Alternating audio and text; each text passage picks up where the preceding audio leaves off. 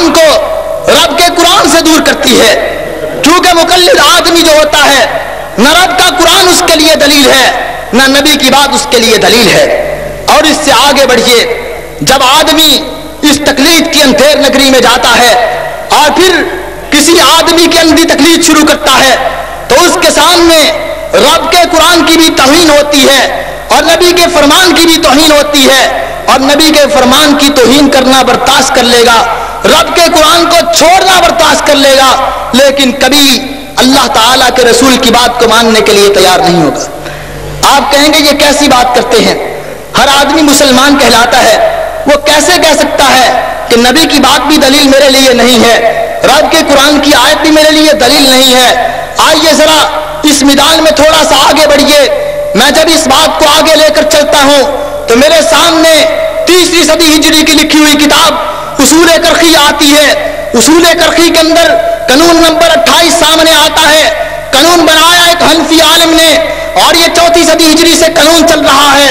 लिखने वाला लिखता है, कहता है न कुल्ल आयतिन तुखालिफु कौल असहाबिना, रब के कुरान की एक तरफ आयत है, एक तरफ मेरे ईमान का कौल आता है, लेकिन मैं कुरान की आयत को मानने के लिए तैयार नहीं। अब हीला करूंगा, मैं कह दूंगा कुरान की आयत मनसूख हो चुकी है। आप कहेंगे कैसे कोई कुरान की आयत को रद्द कर सकता है? उठाइए तफसीर उस्मानी को, उसके अंदर एक मसला पेश होता है कि माँ बच्चे को दूध कितने साल पिला सकती है। रब का कुरान कहता है वल वालिदातु युरज़िना औलादहुन्ना हौलैनि कामिलैनि, बच्चे को दूध पिलाने की मुद्दत 2 साल है, लेकिन एक तरफ इमाम अबू हनीफा कहते हैं 2.5 साल है।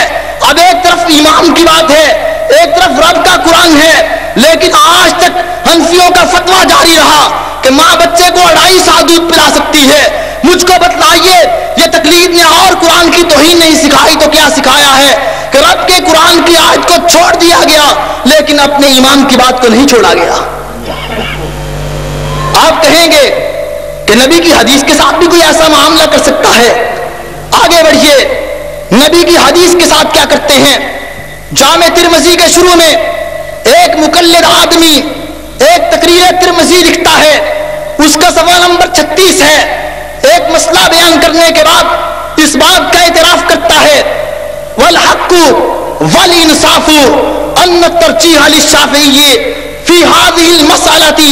अल्फाज पे गौर करना, वल हक्कु, हक बात क्या है, वल इंसाफु, इंसाफ की बात क्या है, अन्न तरजीह लिश्शाफ़िई, इस मसले में तरजीह इमाम शाफी को है।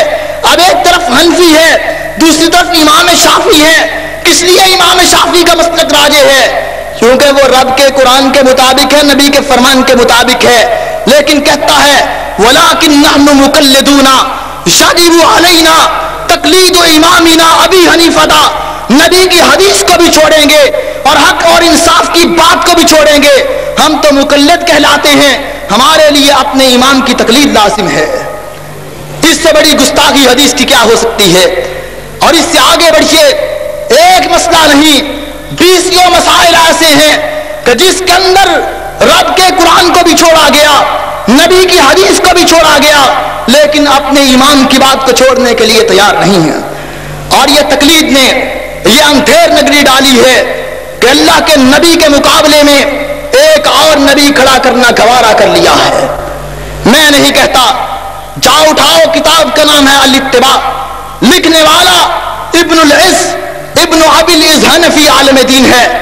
कहते बाज़ मुकल्लिदीन इस हद तक बढ़े कि अबू हनीफा को उठा के नबी के मुकाबिल में एक रसूल खड़ा कर दिया है। रब की कुरान की नबी की बात की कोई परवाह नहीं, लेकिन अपने इमाम के मुकाबले में नबी की बात को भी ठुकरा दिया जाता है। इससे आगे बढ़िए, नबी की गुस्ताखी ये तकलीफ सिखाती है। आप कहेंगे नहीं यार, मोमिन आदमी कैसे नबी की गुस्ताखी कर सकता है? ये एक मोमिन कहलाने वाला ये नबी की मुखालफत कैसे कर सकता है? लेकिन देखिए, एक आदमी नबी को गाली देता है, आप उसको क्या कहेंगे?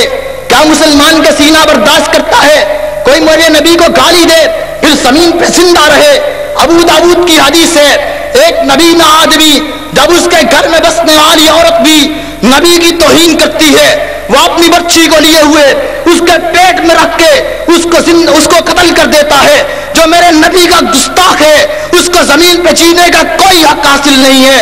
لیکن یہ تقلید اتنا اندھا کر دیتی ہے کہ نبی کی حدیث کے مقابلے میں اور نبی کی شان کے مقابلے میں اتنا اندھا کرتی ہے.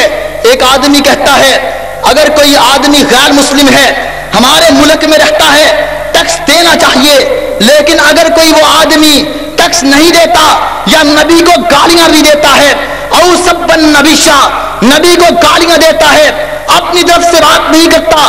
کتاب کا نام البحر الرائق ہے اور یہ لکھنے والا ابن نجیم الحنفی ہے جس کو ابو حنیفہ ثانی کہا جاتا ہے. بڑی بڑی کتابوں کے اندر یہ مسئلہ موجود ہے اور یہ مسئلہ بیان کرنے کے بعد وہ لکھتا ہے ہدایہ کے اندر, ہدایہ معتبر ترین کتاب ہے فقہ حنفی کی, اس کے سوا 598 پر یہ بات موجود ہے. وہ کہتا ہے کہ جو آدمی نبی کو گالیاں بھی دیتا ہے لم ینتقص عہدہ, اس کا عہد نہیں ٹوٹے گا. مطلب کیا ہے؟ اس کی جان کی بھی حفاظت کریں گے, اس کے مال کی بھی حفاظت کریں گے. نبی کا گستاخ, نبی کو گالیاں دینے والا, لیکن تقلید کیا سکھاتی ہے؟ جو بات کرنے والا ہوں ذرا غور کرنا. ایک مومن کا سینہ تڑپتا ہے کہ یاروں میرے نبی کو گالیاں پڑتی ہیں, لیکن ابن نجیم حنفی البحر الرائق جلد نمبر 5 کے اندر لکھتا ہے نام نفس المؤمن تمیل الی قول مخالفنا. امام شافعی کہتے ہیں چاہے وہ کافر ہو چاہے مسلمان ہو, جو نبی کا گستاخ ہے گردن اڑا دو. کہنے لگے نہیں ہم تو امام ابو حنیفہ کے مقلد ہیں. نام نفس المؤمن, جس کے دل میں ایمان موجود ہے, رب کے قرآن سے محبت کرنے والا, نبی کی حدیث سے محبت کرنے والا, اہل حدیث کہلانے والا, کبھی ایسے آدمی کو برداشت نہیں کر سکتا. کہتے نفس المؤمن, ایسے مومن کا نفس تو کہتا ہے کہ اس کی گردن اڑنی چاہیے.